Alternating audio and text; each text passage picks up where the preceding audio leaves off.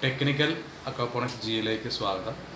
കഴിഞ്ഞ എപ്പിസോഡുകൾ വളരെയധികം വിജയകരമാക്കിയ എല്ലാവർക്കും നന്ദി പറഞ്ഞുകൊണ്ട് പുതിയ എപ്പിസോഡായ ബയോഫ്ലോക്കിനെ പറ്റി പലരും ഫോൺ ചെയ്ത് ചോദിച്ചുകൊണ്ട് ആ ഒരു ബയോഫ്ലോക്ക് എങ്ങനെ ചെറിയ രീതിയിൽ ഉണ്ടാക്കാം, വലിയ രീതിയിൽ ഉണ്ടാക്കാം, അക്വാപോണിക്സ് ആയിട്ട് എങ്ങനെ യോജിപ്പിക്കാം, റാസായിട്ട് എങ്ങനെ യോജിപ്പിക്കാം, അങ്ങനെയുള്ള ക്ലാസ്സുകൾ ഇനി അടുത്തതായിട്ട് വരും. ഇപ്പോൾ നമ്മൾ ആദ്യം ബയോഫ്ലോക്ക് എങ്ങനെ ചെയ്യാമെന്നുള്ളതാണ് നമ്മളിവിടെ കാണിക്കുന്നത് ഒരു ചെറിയ രീതിയിൽ.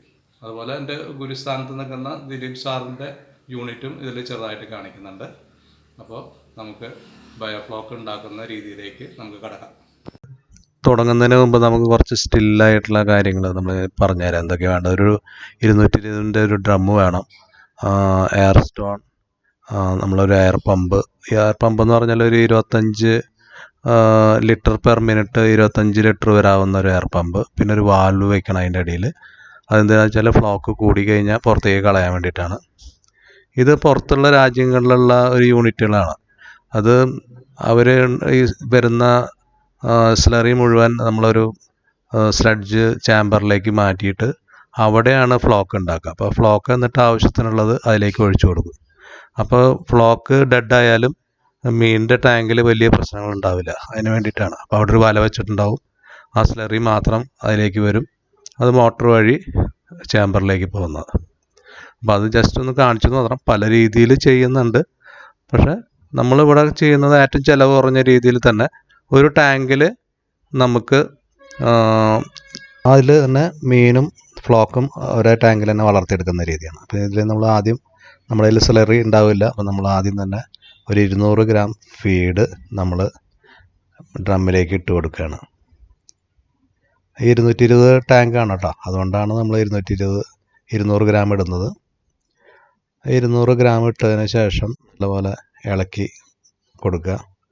അപ്പോൾ അത് 3 ദിവസം എടുക്കും നമുക്കൊരു അലിഞ്ഞ് നമുക്ക് നമ്മുടെ വേണ്ട രീതിയിലേക്ക് വരാനായിട്ട്. അപ്പോൾ നമ്മളൊരു 3 ദിവസം ഇതിനെ നമ്മൾ തുണിയിട്ടിട്ട് എന്തെങ്കിലും അവിടെ പൊടിയൊന്നും വീഴാത്ത രീതിയിൽ നമുക്ക് അടച്ചു വയ്ക്കാതെ. അടച്ചു വെച്ചതിന് ശേഷം 3 ദിവസം കഴിയുമ്പോൾ നമ്മൾ അത് തുറക്കുക. അത് തുറന്ന് നോക്കുമ്പോൾ ഒരു വിധം അല്ലാതെ അലിഞ്ഞിട്ടുണ്ടാവും. ഇനി ഇതിലേക്ക് നമുക്ക് ഒരു 100 ഗ്രാം ശർക്കര ഇട്ടിട്ട് നമ്മൾ നല്ലപോലെ എയറേറ്റ് ചെയ്യണം. അതിന് നമുക്ക് എന്തൊക്കെയാണ് ഇനി എയറേറ്ററിൻ്റെ അവിടേക്ക് എന്തൊക്കെയാണ് വേണ്ടതെന്ന് നോക്കാം. ആദ്യം നമുക്ക് വേണ്ടത് ഒരു ഇൻവെർട്ടറിൻ്റെ ഒരു കണക്ഷനാണ്. നമുക്ക് കറണ്ട് പോകരുത്, അതിന് വേണ്ടിയിട്ടാണ് ഇത് കാണിക്കുന്നത്. പിന്നെ നമുക്ക് ഒരു എയറേറ്റർ മതി. പക്ഷെ നല്ല രീതിയിൽ ചെയ്യുമ്പോൾ 2 എയറേറ്റർ വെക്കണം. അതെങ്ങനെയാണെന്ന് വെച്ചാൽ നമ്മൾ ഡ്യുവൽ പോയിൻ്റ് ആക്റ്റീവ് ആയിട്ടുള്ള നമ്മുടെ ടൈമറുണ്ട്. ആ ടൈമറിൽ 2 പോയിൻ്റ് വർക്ക് ചെയ്യും. അതെങ്ങനെയാണെന്ന് വെച്ചാൽ നമ്മളിപ്പോൾ അരമണിക്കൂറാണ് ഇടുന്നതെന്ന് വെച്ചാൽ ഈ ടൈമറിൽ ഒരു പോയിന്റിൽ അരമണിക്കൂർ ഓൺ ആണെങ്കിൽ മറ്റേത് അരമണിക്കൂർ ഓഫായിരിക്കും. മറ്റേത് അരമണിക്കൂർ ഓൺ ആകുമ്പോൾ മറ്റേത് ഇങ്ങനെ മാറി മാറി അരമണിക്കൂർ തോറും മാറി മാറി 2 എയറേറ്റർ മറിക്കും. അപ്പോൾ ഒരു ഗുണമുള്ളതെന്ന് വെച്ചാൽ നമ്മളൊരു എയറേറ്റർ പോയാലും അരമണിക്കൂർ കഴിഞ്ഞാൽ നമുക്ക് മറ്റേ എയറേറ്റർ ഓണാവുന്നുള്ളൊരു ധൈര്യമുണ്ട് നമുക്ക്. അതുകൊണ്ട് ഒരിക്കലും നമ്മുടെ ഫ്ലോക്ക് ഡെഡായി പോവില്ല. അപ്പോൾ അതിനു വേണ്ടിയാണ് ഈ ഡ്യുവൽ പോയിൻ്റ് ടൈമർ എടുക്കുന്നത്. ഇതിപ്പോൾ ഒരു 1 ഇയർ വാറണ്ടി ഉണ്ട്. ഏകദേശം നമുക്ക് ചിലവ് വരുന്നത് ഒരു 1500 രൂപയാണ് ഈ ടൈമറിന് വില വരിക. അപ്പോൾ ഇങ്ങനത്തെ ഒരു ടൈമർ വേണം. 2 ഒരേപോലത്തെ എയർ പമ്പ് വേണം. ഇനിയിപ്പോൾ നമ്മൾ അതിലൊരു 3 or 4 ഇതുപോലെ എയർ സ്റ്റോൺ ഇട്ടിട്ട് നല്ലപോലെ എയർ കൊടുക്കുക എന്നുള്ളതാണ്. അതിന് മുമ്പ് നമുക്ക് 100 ഗ്രാം ശർക്കര എടുത്തിട്ട് നമുക്ക് അലിയിച്ച് അതിലേക്ക് ആ വെള്ളത്തിലേക്ക് അരിച്ചൊഴിക്കാം. ഇനി നമുക്ക് വേണ്ടത് ഇതിൽ ഇപ്പോൾ നമ്മുടെ വീട്ടിൽ ചെയ്യുന്ന പോലെ തന്നെ അപ്പത്തിലൊക്കെ നമ്മൾ ഈസ്റ്റ് ചേർക്കുന്ന പോലെ, പിന്നെ നമ്മൾ ചെയ്യുന്നത് ഇപ്പോൾ കട്ടിത്തൈരിൽ നിന്ന് നമ്മൾ വെണ്ണ എടുക്കുന്ന പോലെ, അങ്ങനെ കുറേ പ്രോസസ്സ് ഇതിൽ നമ്മുടെ വീടുകളിൽ ചെയ്യുന്ന പോലത്തെ ഒരു പ്രോസസ്സാണ്. എന്ന് പറഞ്ഞാൽ ഇപ്പോൾ നമ്മൾ മീനിൻ്റെ വേസ്റ്റും കാഷ്ടവും ഒക്കെ ചേർന്നതാണ്. സ്ലഡ്ജ് എന്ന് പറഞ്ഞാൽ ഒരു കൂട്ടം ബാക്ടീരിയ ചേർന്നതാണ്.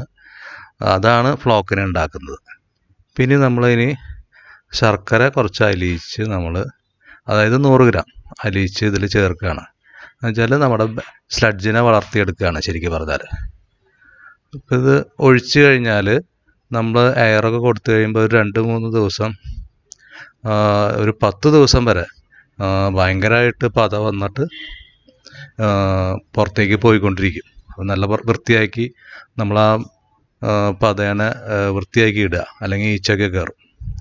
ഇത് നമ്മൾ അരിച്ച് ഒഴിക്കുകയാണ്. അതിൽ വേറെ എന്തെങ്കിലും ഉണ്ടെങ്കിൽ നമ്മൾ തടയാൻ വേണ്ടിയിട്ടാണ്. അപ്പം ഈ സ്ലഡ്ജ് ബാക്ടീരിയയാണ്, നമ്മൾ ആൾഗയൊക്കെ ചേർന്നാണ് നമ്മുടെ ഫ്ലോക്കിന് ഉണ്ടാക്കുന്നത് പറഞ്ഞാൽ. ആ ഫ്ലോക്കാണ് നമ്മൾ മീനിന് തിരിച്ചു കൊടുക്കുന്നത്. അപ്പോൾ ഒന്ന് ആലോചിച്ച് നോക്കുക എന്ത് ലാഭമാണെന്നുള്ളത്. ഇത് നമ്മുടെ ലിറ്റർ ഗ്ലാസ്സാണ്. നമ്മളിപ്പോൾ ഫ്ലോക്കൊക്കെ ആയിക്കഴിഞ്ഞാൽ സ്ലഡ്ജിൻ്റെ അളവ് നമുക്ക് നോക്കാൻ വേണ്ടി, സ്ലഡ്ജ് എന്ന് പറഞ്ഞാൽ ബാക്ടീരിയയുടെ അളവ്, ഫ്ലോക്കിൻ്റെ അളവൊക്കെ കൂടിയിട്ട് എത്ര വരുന്നു എന്നുള്ളതാണ്. നമുക്ക് 20 മുതൽ 30% വേണം. അതല്ലെങ്കിൽ നമ്മുടെ അമോണിയ കൂടാനുള്ള സാധ്യതയുണ്ട്. ഇത് നമ്മൾ ദിലീപ് സാറിൻ്റെ വീട്ടിലേക്ക് പോവാണ്. അവരുടെ സിസ്റ്റം നമുക്ക് കാണാം അവിടെ വെച്ചിട്ട്. ഇത് ദിലീപ് സാറ്. ഇനി ദിലീപ് സാറിൻ്റെ കൂടെ തന്നെ പ്രസാദ് മനേൽ സാറുണ്ട്. അവരെല്ലാം കൂടിയിട്ടാണ് ഇവിടെ പരീക്ഷണങ്ങൾ നടത്തിക്കൊണ്ടിരിക്കുന്നത്. അത് നമുക്ക് ഇനി അവർ പറയുന്ന വാക്കുകളിലേക്ക് നമുക്ക് പോവാം. ഇത് ബയോഫ്ലോക്കിലെ വെള്ളമാണ്. ഇത് നമ്മൾ 30 മിനിറ്റ് എടുത്തു വെക്കാൻ പോവുകയാണ്. ഇതിൻ്റെ ഉള്ളിൽ സ്ലഡ്ജ് ഡെൻസിറ്റി എന്താണ് എന്നുള്ളത് നോക്കാൻ വേണ്ടിയിട്ടാണ് നമ്മൾ എടുത്തു വെക്കുന്നത്. 1 ലിറ്റർ വെള്ളം. നമ്മൾ 1 ലിറ്റർ വെള്ളമാണ് എടുത്തു വെക്കുന്നത്.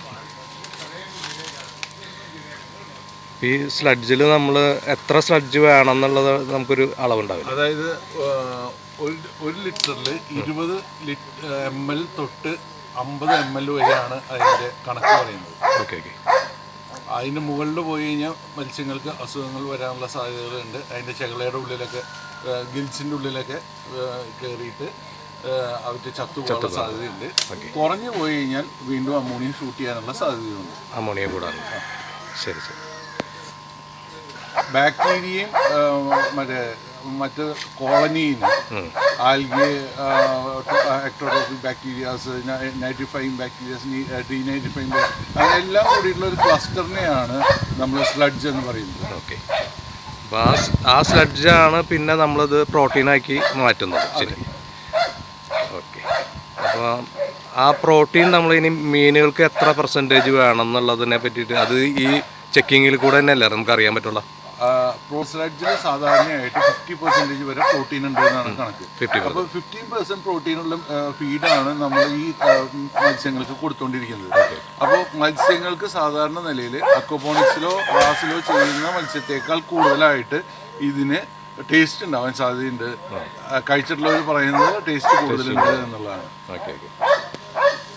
ഞാനിപ്പോൾ ഇവിടെ ചെയ്തിട്ടുള്ളത് എങ്ങനെയാണെന്ന് വെച്ചിട്ടുണ്ടെങ്കിൽ, മെക്കാനിക്കൽ ഫിൽറ്ററിൽ വരുന്ന മീനിൻ്റെ സ്ലറി, അതായത് മീനിൻ്റെ കാഷ്ടവും തീറ്റയും എല്ലാം അടങ്ങിയിട്ടുള്ള സ്ലറി 50 ലിറ്റർ ഞാൻ കളക്ട് ചെയ്തു. അതിൽ വെള്ളമുണ്ട്, മുഴുവൻ സ്ലറി അല്ല. അത് 3 ദിവസം ഞാൻ പുളിക്കാൻ വേണ്ടി വെച്ചു. അതായത് അമോണിയ ഫോർമേഷന് വേണ്ടി ഇത് വെച്ചു. അത് ഓട്ടോമാറ്റിക്കലി നമുക്ക് എല്ലാവർക്കും അറിയാം, എല്ലാ മത്സ്യകർഷകർക്കും അറിയാം, എന്ത് കിടന്ന് കഴിഞ്ഞ് കഴിഞ്ഞാലും അത് സ്ലറിയായി മാറുന്നുള്ളത്. ആ സ്ലറി ഞാനെടുത്ത് അതിൽ ഡൈലൂട്ട് ചെയ്ത് അതിൽ 1 കിലോ ശർക്കര ആഡ് ചെയ്ത് നല്ല വിഗറസ് ആയിട്ടുള്ള എയറേഷനാണ് ഞാൻ കൊടുത്തത്. ആ വിഗറസ് എയറേഷൻ കൊടുക്കുന്നതിൻ്റെ കാരണം എന്താ വെച്ചാൽ ഇത് നല്ല പോലെ കലങ്ങി മറിയണം. ഒരു തരം നമ്മളിപ്പോൾ തൈരിന്ന് ഇപ്പോൾ വെണ്ണ കടഞ്ഞെടുക്കണ പോലെ ഒരു അതുപോലത്തെ ഒരു പ്രോസസ്സ് തന്നെയെന്ന് പറയാം. കാരണം എന്താ വെച്ചിട്ടുണ്ടെങ്കിൽ ഇത് വിഗറസ് എയറേഷൻ കൊടുക്കുമ്പോൾ 3 ദിവസം കഴിയുമ്പോഴേക്കും ഇത് ആകെ പതഞ്ഞ് പൊങ്ങാൻ തുടങ്ങും. ഒരു മാതിരി സോപ്പ് വെള്ളം പതഞ്ഞ് പൊങ്ങുന്നത് പോലെ ഉള്ള പതഞ്ഞ് പൊങ്ങാൻ തുടങ്ങും. 10 ദിവസമാക്കി ആകുമ്പോഴേക്കും ഈ സാധനം സെറ്റിലാവും. ഈ പതയിൽ നിന്ന് കഴിഞ്ഞാൽ പിന്നെ നമുക്ക് വെള്ളത്തിൻ്റെ ക്വാളിറ്റി ചെക്ക് ചെയ്യണം.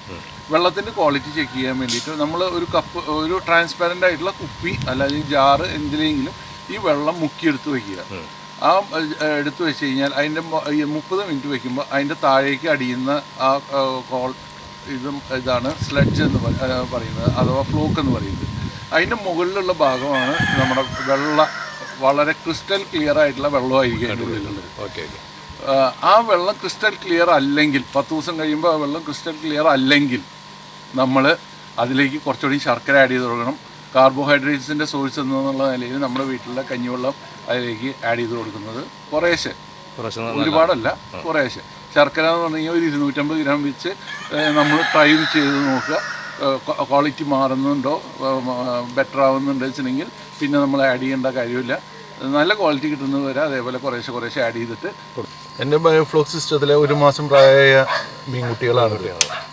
ഇതിന് അത്യാവശ്യം നല്ല ഗ്രോത്ത് ഉണ്ട് എന്നുള്ളതാണ് എൻ്റെ പക്ഷം. ഇതിൻ്റെ വയറിരിക്കുന്നുണ്ടോ, ഫുൾ ടൈം തീറ്റ തിന്നുകൊണ്ടിരിക്കുകയാണ്, അത് നിറഞ്ഞിരിക്കുന്നു. ഇനി പ്രസാദ് മനേൽ സാറ് പറയുന്നത് നോക്കാം. തുടക്കക്കാർ ബയോഫ്ലോക്ക് ചെയ്യുന്നതിന് ഞങ്ങൾ പ്രൊമോട്ട് ചെയ്യുന്നില്ല. അതായത് തുടക്കക്കാർ ആദ്യം മത്സ്യത്തെക്കുറിച്ച് പഠിച്ചതിന് ശേഷം മാത്രം ഇതിൽ വരിക. ഇതിന് നിരന്തരമായ നിരീക്ഷണം ആവശ്യമാണ്. ഇതിൽ വരുന്ന വ്യക്തമായി പഠിച്ചതിന് ശേഷം മാത്രം ബയോഫ്ലോക്ക് ചെയ്യുക.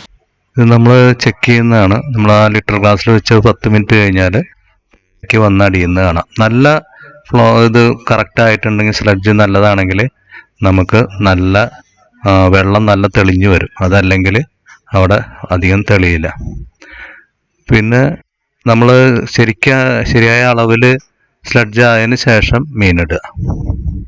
ഈ 220 ടാങ്കിൽ ഇപ്പോൾ 60 മീനിടാം. ഇനി നിങ്ങൾക്ക് ആർക്കെങ്കിലും കംപ്രസർ ടൈമറൊക്കെ വേണമെങ്കിൽ സമീപിക്കാം, ഫോൺ ചെയ്യാം. ഈ ചാനൽ നോട്ടിഫിക്കേഷന് വേണ്ടി സബ്സ്ക്രൈബ് ചെയ്യണം. എല്ലാവർക്കും താങ്ക്സ്.